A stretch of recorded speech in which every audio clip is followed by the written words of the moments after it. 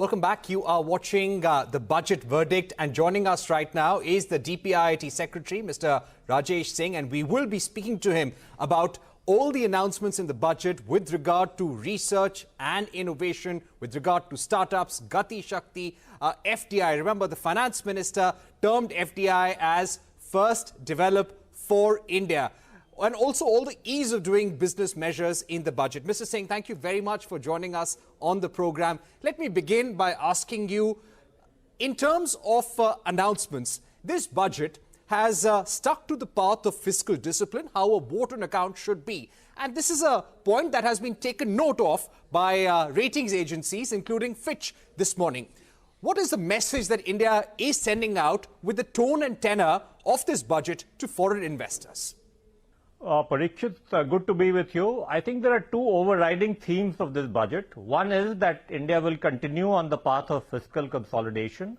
And number two, that while doing so, it will continue to give primacy to infrastructure investment. As you would have seen, we've, despite a high base, there is a further 11% increase in our capex expenditure. There are also two separate windows for the state governments for providing them 50-year interest-free loans, one of 1,30,000 crores and another for 75,000 crores.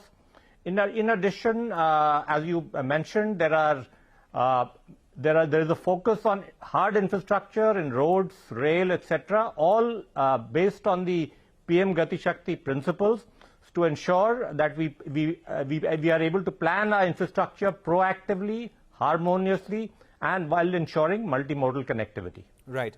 Now, improving connectivity, reducing the cost of logistics, this has been a priority for the government and an ask of foreign companies who are looking to set up manufacturing in India. How do you think this budget will give a further impetus to the Gati Shakti program and in terms of better connectivity and reducing the logistics cost, something that has been a priority for you as well? As you said, Parikshit, DPIIT is very much focused on logistics efficiency, and the recent surveys that we've done with the help of NCAR based on the national accounts data shows that there is some improvement when it comes to logistics costs coming down in India. In the current budget, again, the focus is on roads, on ports, on highways, and on specific railway corridors, all of which have been planned on PM Gati Shakti to ensure better multimodal connectivity, enhancement of the modal share of railways, and ensure that in areas where there are congested corridors on the railways, where there is key movement of minerals, etc., in all of these areas we are able to expand and upgrade our capacity. Right. I'd like to speak to you about the focus on R&D. This budget has set aside a 1 lakh crore corpus for research and development in sunrise sectors, especially deep tech. What kind of sectors, technologies is this fund likely to support? How is it going to work? Mr. Singh, if you can give us some insight into the working of this fund. Okay, so as you've mentioned, these are the areas like deep tech in particular and a lot of the startup working with new ideas. There is a requirement for what we call patient capital or patient funds, which are long-term funds which know that the monetization may come right after a good period of gestation where R&D intensive work goes on. Now, there are two sort of elements here. One is the deep tech fund for defense. Here again, if you see the example of other countries, the DARPA in the US, a lot of the spin-off civilian use technologies have come out of the defense space. Secondly, the 1 lakh crore fund, which will provide funding for R&D, including by the private sector and by startups, that again meets this gap and requirement for patient capital in this area. We hope that the private sector can leverage this money to enhance their R&D investment in India, which is quite low, frankly, at the present moment. We hope this availability of this kind of patient capital will really lead to India becoming increasingly a much more innovation-led economy. Right. But in terms of modalities, do you think this fund will be distributed across ministries depending on the nature of the technology, or there will be one fund for all sectors? I think the modalities are still being worked out, but the intent is very clear that we know that there is this gap when it comes to availability of patient capital in these areas.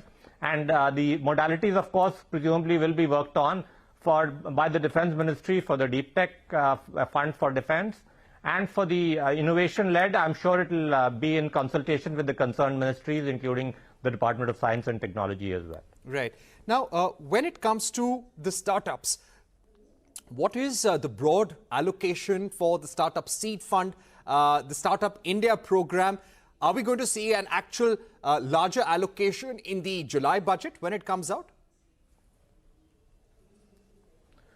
Well, I mean, that is what we've retained for the current year is a 10% enhancement of our budget outlays for most of our schemes, including the Seed Fund and the Fund of Funds scheme. But let me tell you that we have been working for some time on a deep tech policy as well for startups in India. And that once that comes through, we would look at possibilities of funding as well. But those are, still at the consultation stage, so I wouldn't like to sort of make any commitments. But deep tech is an area which we are actively working on, recognizing the kind of patient capital that is required for funding deep tech startups in particular. Right. So you're saying that deep tech policy for startups is going to be a priority going forward. I would also like to ask you about the PLI schemes. As far as the budgetary estimates are concerned, for the next fiscal, it's a 6,200 crore budgetary estimate versus a 4,645 crore budgetary estimate for the last fiscal. How is this money going to be allocated across schemes? Which are some of the sectors or industries you expect to see the highest investments from, or the private capex cycle taking off? Yeah. So actually this allocation for PLI schemes is already distributed among the concerned 10 departments which are implementing these 14 PLI schemes. For example, DPIIT is implementing a PLI scheme for white goods, for which a certain amount of money has been put this year. For the next year, I think it's about 165 crores. Similar allocations have been individually made for the different departments. But let me tell you, the PLI scheme in any case is a commitment from the government based on the performance, criteria that are to be met by the respective companies and enterprises which have signed up under the scheme. So wherever they are meeting the performance criteria, funds will not be an issue. That will be made available if required through supplementaries. So the issue really is how fast they can go, and that accordingly, within the overall kitty of about $26 billion, we will be able to provide the required budgetary support. Right. Recently, you've had consultations with the industry, and the sense that we get is that the government is open to making certain changes in certain PLI schemes, such as textiles, food processing, and pharmaceuticals. We also spoke to member Niti Aayog Arvind Virmani very recently, and he said while the intent behind the PLI scheme is good, is correct, the model may not suit all sectors actually. Do you agree with this thought? Give us the sense of the review that you've carried out so far, Mr. Singh, and what are some of the PLI schemes that may see changes according to you? So our view is that the PLI scheme so far has delivered very good results in some sectors. There are other sectors where it is still in the gestation period, so the results will hopefully follow once the gestation period is over. There are some minor corrections and tweaking and certain additional flexibility requirements in some schemes which are at the consultation stage in government and which will hopefully happen in the not too distant future. But in general, we are happy with the scheme. We feel that it is designed well. It is generating tremendous investments. Already an investment commitment of 1 lakh crore, exports of almost 3 lakh crores, and sales of almost 9 lakh crores have been leveraged through the scheme. So we feel the scheme is just getting started and it is already delivering fairly good results. But wherever some minor tweaking is required, of course, the government will do it as part of the concurrent evaluation of such schemes. So which sectors are you most excited about, Mr. Singh, where you expect the private capex cycle to take off in a robust manner in the coming fiscal? I think I'm excited about several of the sectors. I wouldn't like to single out one. Of course, mobile manufacturing is one sector which everybody talks about. But in pharma, we are producing a lot of products that we've never produced in India before. A lot of medical devices are being produced for the first time in India. In food processing, we are creating and leveraging investment in very small and backward districts of the country, along with a good amount of employment generation. So yes, I'm in white goods, for example. Again, we are seeing tremendous improvement in the technology for air conditioners, for example, where we are hopefully going to bring super efficient air conditioners into the country. So I'm excited about many of these sectors, and I'm sure this is going to eventually transform the manufacturing landscape of this country. My final question would be about the FAME scheme and the electric vehicle manufacturing sector as well. I know FAME comes under the Department of Heavy Industries. There was a lot of anticipation in the industry about a FAME 3 policy. What is the government's current thinking about supporting the electric vehicle ecosystem? Because we believe that a new EV manufacturing policy to incentivize foreign electric vehicle makers was also being considered. Give us a sense of the larger push towards electric vehicles, Mr. Singh. I won't talk about policy specifics immediately, particularly those that are on the anvil, but let me say that in general, when it comes to e-vehicles, we are providing, and we have been providing, a combination of incentives on the supply side through the PLI scheme for auto and auto components in the e-vehicle space, and that is combined on the demand side with the FAME scheme, which, as you said, there could be a FAME 3 also on the anvil eventually.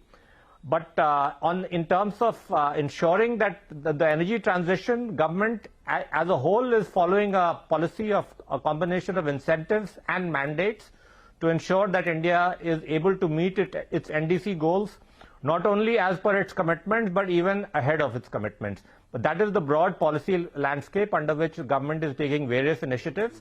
But individual and specific initiatives, and when will they come through, that I wouldn't like to sort of venture, because that is part of the government approval cycle. All right. Mr. Singh, thank you very much for joining us on the program, giving us your view on how this budget is expected to give a fillip to foreign direct investments and how global investors and companies should see ease of doing business in India.